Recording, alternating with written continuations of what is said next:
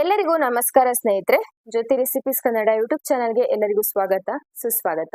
ಸ್ನೇಹಿತರೆ, ನಮ್ಮ ಈ ಒಂದು ಭಾರತೀಯರ ಅಡುಗೆಯಲ್ಲಿ ಸಾಂಬಾರ್ ಪದಾರ್ಥಗಳನ್ನು ನಾವು ಹೆಚ್ಚಿನ ರೀತಿಯಲ್ಲಿ ಮಸಾಲೆಗಳನ್ನ ಬಳಸಿ ಮಾಡುವಂಥದ್ದು. ಈ ಒಂದು ಮಸಾಲೆ ಪದಾರ್ಥಗಳು ಕೇವಲ ನಮ್ಮ ಸಾಂಬಾರ್ ರುಚಿಯನ್ನು ಹೆಚ್ಚಿಸೋದು ಮಾತ್ರವಲ್ಲದೆ ಇದರಿಂದ ಹೆಚ್ಚಿನ ಆರೋಗ್ಯಕಾರಿ ಪ್ರಯೋಜನಗಳು ಕೂಡ ನಮ್ಮ ದೇಹಕ್ಕೆ ಸಿಗುವಂಥದ್ದು. ನಮ್ಮ ಈ ಒಂದು ಭಾರತೀಯರ ಹವಾಮಾನಕ್ಕೆ ಅನುಗುಣವಾಗಿ ನಮ್ಮ ಆರೋಗ್ಯವನ್ನ ಒಂದು ಸಮತೋಲನದಲ್ಲಿ ಇರಿಸಿಕೊಳ್ಳೋದಕ್ಕೆ ಈ ಒಂದು ಮಸಾಲೆ ಪದಾರ್ಥಗಳು ಅತ್ಯವಶ್ಯಕವಾಗಿ ಬೇಕಾಗಿರುವಂಥದ್ದು. ಹಾಗೆ ಹೊರದೇಶದಲ್ಲಿ ಕೂಡ ನಮ್ಮ ಒಂದು ಭಾರತೀಯರ ಮಸಾಲೆ ಪದಾರ್ಥಗಳನ್ನ ರಫ್ತು ಕೂಡ ಮಾಡಲಾಗುತ್ತೆ. ಯಾಕಂತ ಹೇಳಿದ್ರೆ ಇದರಲ್ಲಿರುವಂತಹ ಅಷ್ಟು ಒಂದು ಆರೋಗ್ಯಕಾರಿ ಪ್ರಯೋಜನಗಳು ನಮ್ಮ ದೇಹಕ್ಕೆ ಸಿಗುವಂಥದ್ದು. ಅದೇ ರೀತಿ ಈ ಒಂದು ಮಸಾಲೆ ಪದಾರ್ಥಗಳು ಕೇವಲ ನಮ್ಮ ಸಾಂಬಾರ್ ರುಚಿಯನ್ನು ಹೆಚ್ಚಿಸೋದಷ್ಟೇ ಅಲ್ಲದೆ ನಮ್ಮ ಆರೋಗ್ಯ ಸಮಸ್ಯೆಗಳಿಗೂ ಕೂಡ ಪ್ರಯೋಜನಕಾರಿ ಹೊಂದಿರುವಂಥದ್ದು. ಅದರಲ್ಲೂ ಇವಾಗಿನ ಈ ಒಂದು 100ಕ್ಕೆ 90% ಅಷ್ಟು ಜನ ಎದುರಿಸ್ತಾ ಇರುವಂತಹ ಒಬೆಸಿಟಿ, ಹೆಚ್ಚಿನ ತೂಕ, ದೇಹದಲ್ಲಿ ಬೊಜ್ಜಿನ ಬೊಜ್ಜು ಆವರಿಸ್ಕೊಳ್ಳುವಂಥದ್ದು, ಆ ಒಂದು ಸಮಸ್ಯೆಯನ್ನು ಕೂಡ ಕಡಿಮೆ ಮಾಡೋದಕ್ಕೆ ಈ ಮಸಾಲೆ ಪದಾರ್ಥಗಳನ್ನ ಒಂದು ವಿಧಾನದ ರೂಪದಲ್ಲಿ ಬಳಸ್ತಾ ಬರೋದ್ರಿಂದ ಸಹಕಾರಿಯಾಗುತ್ತೆ. ಇದನ್ನ ನಾವು ಸಾಂಬಾರ್ ಪದಾರ್ಥಗಳಿಗೆ, ಖಾದ್ಯಗಳಿಗೆ ಬಳಸುವ ರೀತಿನೇ ಬೇರೆ ಆಗಿರುತ್ತೆ. ನಮ್ಮ ತೂಕದ ಇಳಿಕೆಗೆ ಇದನ್ನ ಬಳಸುವ ರೀತಿನೇ ಬೇರೆ ಆಗಿರುತ್ತೆ.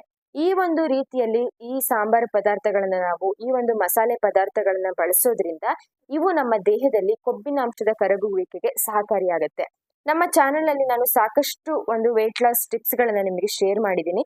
ಎಲ್ಲವೂ ಕೂಡ ಹೋಮ್ ರೆಮಿಡೀಸ್ ಆಗಿರುವಂತದ್ದು. ಈ ಎಲ್ಲ ಹೋಮ್ ರೆಮಿಡೀಸ್ಗಳು ಕೂಡ ನಿಮ್ಗೆ ವೇಟ್ ಲಾಸ್ಗೆ ಹೆಲ್ಪ್ ಮಾಡುವಂಥದ್ದು, ಆರೋಗ್ಯಕರವಾಗಿ ನಿಮ್ಗೆ ಯಾವುದೇ ರೀತಿ ಅಡ್ಡ ಪರಿಣಾಮ ಇಲ್ಲದೆ ನಿಮ್ಗೆ ಹೆಲ್ಪ್ ಮಾಡುವಂಥದ್ದು.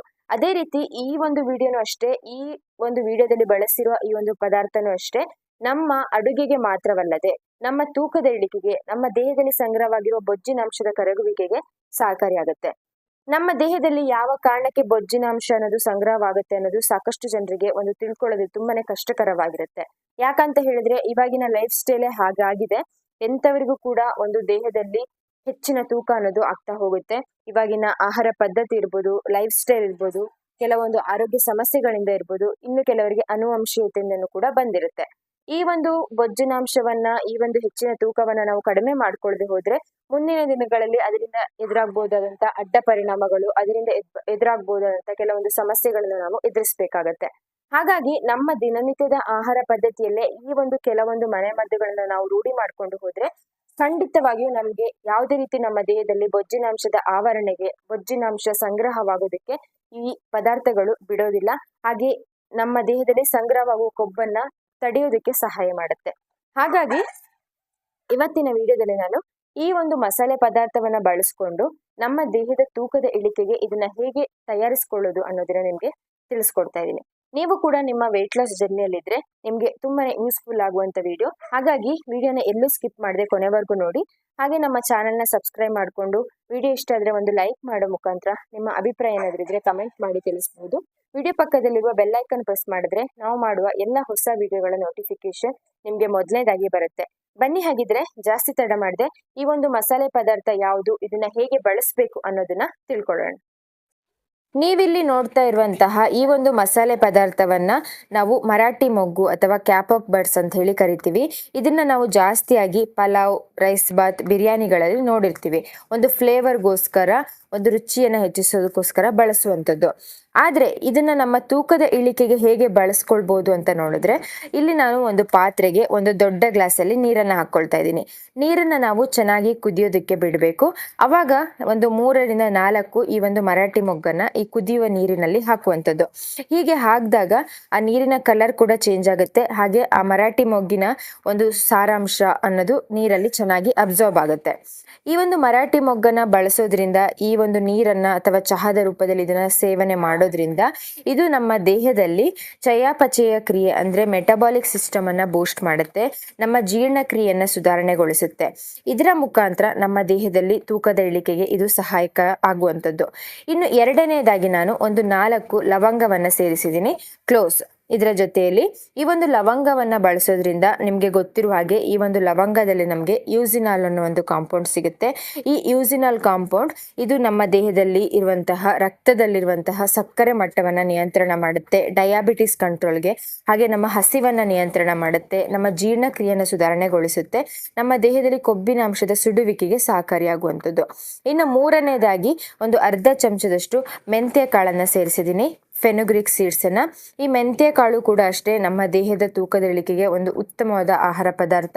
ಇದು ಕೂಡ ನಮ್ಮ ದೇಹದಲ್ಲಿ ನಮ್ಮ ಹೊಟ್ಟೆಯನ್ನು ದೀರ್ಘಕಾಲದವರೆಗೆ ತುಂಬಿರುವ ಹಾಗೆ ಹಸಿವನ್ನು ನಿಯಂತ್ರಣ ಮಾಡೋದಕ್ಕೆ, ನಮ್ಮ ದೇಹದಲ್ಲಿ ಸಂಗ್ರಹವಾಗಿರೋ ಕೊಬ್ಬಿನ ಅಂಶದ ಕರಗುವಿಕೆಗೆ, ನಮ್ಮ ಜೀರ್ಣಕ್ರಿಯೆಗೆ, ನಮ್ಮ ಮೆಟಬಾಲಿಕ್ ಸಿಸ್ಟಮನ್ನು ಬೂಸ್ಟ್ ಮಾಡೋದಕ್ಕೆ, ನಮ್ಮ ರಕ್ತದಲ್ಲಿರುವ ಸಕ್ಕರೆ ಮಟ್ಟವನ್ನು ನಿಯಂತ್ರಣ ಮಾಡೋದಕ್ಕೆ, ಕೊಲೆಸ್ಟ್ರಾಲ್ ಮಟ್ಟವನ್ನು ಒಂದು ಹತೋಟಿಯಲ್ಲಿ ಇಟ್ಕೊಳ್ಳೋದಕ್ಕೆ ಎಲ್ಲದಕ್ಕೂ ಕೂಡ ಈ ಮೆಂತ್ಯ ಅನ್ನೋದು ಒಂದು ಅದ್ಭುತವಾದ ಪದಾರ್ಥ.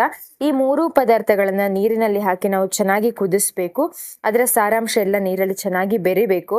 ಆನಂತರ ಇದು ಉಗುರು ಬೆಚ್ಚಗೆ ಇರುವಾಗ ಒಂದು ಲೋಟ ಅಥವಾ ಗ್ಲಾಸಿಗೆ ನೀವು ಶೋಧಿಸ್ಕೊಂಡು ದಿನನಿತ್ಯ ನಿಮ್ಮ ಬೆಳಗಿನ ಖಾಲಿ ಹೊಟ್ಟೆಗೆ ಈ ಒಂದು ಪಾನೀಯವನ್ನು ಕುಡಿತಾ ಬರೋದ್ರಿಂದ ಇದು ನಮ್ಮ ದೇಹದಲ್ಲಿ ಒಂದು ಅದ್ಭುತವನ್ನು ಸೃಷ್ಟಿ ಮಾಡುತ್ತೆ ಅಂತ ಹೇಳ್ಬೋದು. ನಮ್ಮ ತೂಕದ ಇಳಿಕೆಗೆ, ನಮ್ಮ ದೇಹದಲ್ಲಿ ಇರುವಂತಹ ಕೆಟ್ಟ ಕೊಬ್ಬಿನಾಂಶದ ಕರಗುವಿಕೆಗೆ ಒಂದು ಉತ್ತಮವಾದ ಪಾನೀಯ ಅಂತಾನೆ ಹೇಳ್ಬೋದು.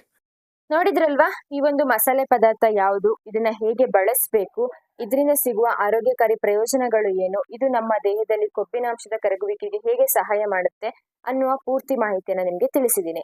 ಇವಾಗ ಈ ಒಂದು ಮಸಾಲೆ ಪದಾರ್ಥವನ್ನ ಬಳಸಿ ತಯಾರಿಸಿರುವ ಈ ಒಂದು ರೆಮಿಡಿಯನ್ನ ಯಾವ ಸಮಯದಲ್ಲಿ ತೆಗೆದುಕೊಳ್ಳೋದ್ರಿಂದ ನಮ್ಮ ದೇಹಕ್ಕೆ ಸರಿಯಾದ ರೀತಿಯಲ್ಲಿ ಒಂದು ಬೆನಿಫಿಟ್ಸ್ ಅನ್ನೋದು ಸಿಗುತ್ತೆ ಅನ್ನೋದನ್ನ ನೋಡೋದಾದ್ರೆ, ಇದನ್ನ ನೀವು ಬೆಳಿಗ್ಗೆ ಎದ್ದ ತಕ್ಷಣ ಖಾಲಿ ಹೊಟ್ಟೆಯಲ್ಲಿ ತೆಗೆದುಕೊಳ್ಳುವಂಥದ್ದು.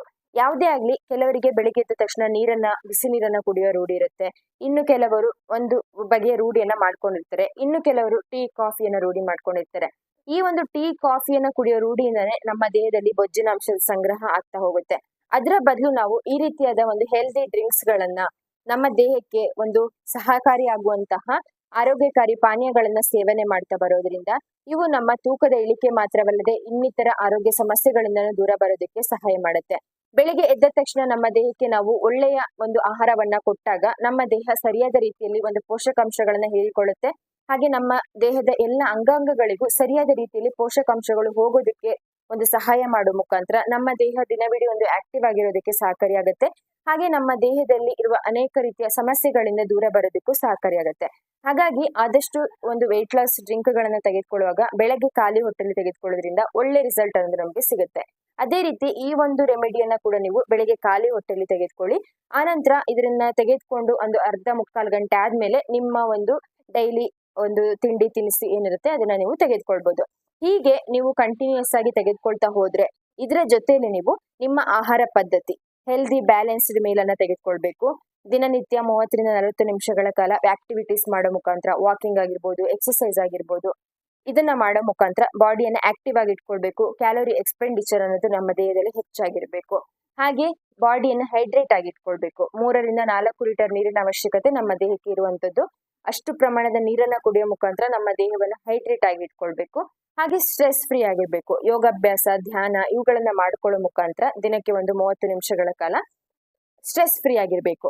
ಇದೆಲ್ಲ ಒಂದು ಹೆಲ್ದಿ ಲೈಫ್ ಸ್ಟೈಲ್ ಅನ್ನ ರೂಢಿಸ್ಕೊಂಡು ಹೋದ್ರೆ ಖಂಡಿತ ನಮ್ಗೆ ನಮ್ಮ ತೂಕದ ಇಳಿಕೆಗೆ ನಾವು ಯಾವುದೇ ರೀತಿಯ ಮನೆಮದ್ದುಗಳನ್ನ ಬಳಸಿದ್ರು ಕೂಡ ಕೆಲವು ದಿನದಲ್ಲಿ ಒಳ್ಳೆ ರಿಸಲ್ಟ್ ಅನ್ನೋದು ನಮಗೆ ಸಿಗ್ತಾ ಹೋಗುತ್ತೆ. ಅದು ಯಾವುದೇ ರೀತಿ ಸೈಡ್ ಎಫೆಕ್ಟ್ಸ್ ಇಲ್ಲದೆ ನಮ್ಮ ತೂಕವನ್ನ ನಾವು ಇಳಿಸ್ಕೊಳ್ಬಹುದು. ಇದನ್ನ ಯಾರಾದ್ರೂ ತೆಗೆದುಕೊಳ್ಬಾರ್ದಂತ ನೋಡಿದ್ರೆ ಚಿಕ್ಕ ಮಕ್ಕಳು, ಬಾಣಂತಿಯರು, ಪ್ರೆಗ್ನೆಂಟ್ ವುಮೆನ್ಸ್, ಹಾಗೆ ಏನಾದ್ರೂ ಆರೋಗ್ಯ ಸಮಸ್ಯೆ ಇದ್ದು ಮೆಡಿಸಿನ್ ಅಲ್ಲಿ ಇದ್ರೆ ಅಂತವರು ಅವರ ಡಾಕ್ಟರ್ನ ಕನ್ಸಲ್ಟ್ ಮಾಡಿ ಆನಂತರ ತೆಗೆದುಕೊಳ್ಬಹುದು. ಮತ್ತೆ ವೃದ್ಧರು, ಇವರಿಷ್ಟು ಜನ ಅವಾಯ್ಡ್ ಮಾಡಿ, ಮತ್ತೆ ಎಲ್ಲರೂ ಕೂಡ ನೀವು ಆರಾಮಾಗಿ ತೆಗೆದುಕೊಳ್ಬಹುದು. ಹಾಗಿದ್ರೆ ಇವತ್ತಿನ ವಿಡಿಯೋ ನಿಮ್ಗೆ ಯೂಸ್ಫುಲ್ ಅನ್ಸಿದೆ ಅಂತ ಅನ್ಕೊಳ್ತಾ, ಹೀಗೆ ಇನ್ನಷ್ಟು ವೇಟ್ ಲಾಸ್ ಟಿಪ್ಸ್ ಗಳೊಂದಿಗೆ ಮತ್ತೆ ಸಿಗ್ತಾ ಹೋಗ್ತೀನಿ. ಎಲ್ಲ ವಿಡಿಯೋಗಳಿಗೂ ಸಪೋರ್ಟ್ ಮಾಡಿ. Thank you for watching. See you in the next video. ನಮಸ್ಕಾರ.